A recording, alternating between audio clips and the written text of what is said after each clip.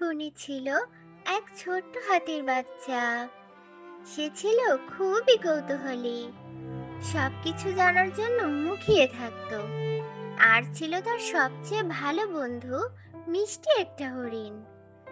হরিণটি খুব দ্রুত দৌড়াতে পারত, আর বুদ্ধিতেও কম না।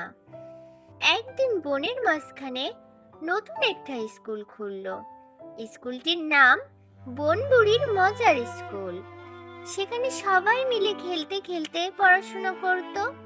হাতি আর হরিণ উত্তেজিত হয়ে ভর্তি হয়ে গেল।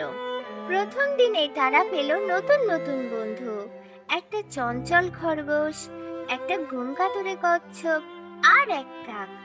কাকটি সব খবর সবার আগে জানতো।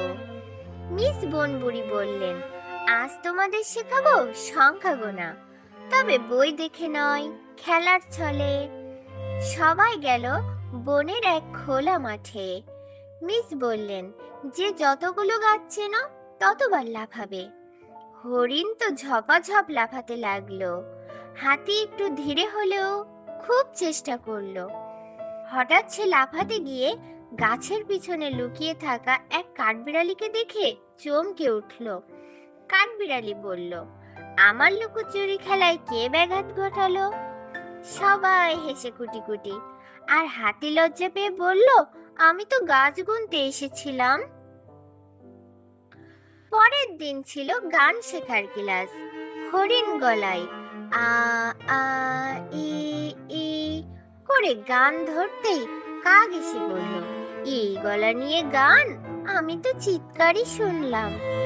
হাতি এবার তার সুর নাড়িয়ে তাল দিল, হরিণ তালে তালে লাফালো, আর সব প্রাণী মিলে একটা নতুন গান তৈরি করলো।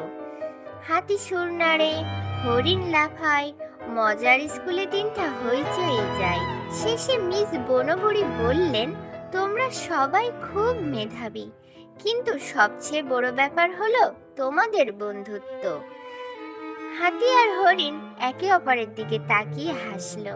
তারা জানতো এই স্কুলে শুধু পড়াশোনা নয়, হাসি, মজা আর বন্ধুত্বের গল্পেও জমে ওঠে প্রতিদিন।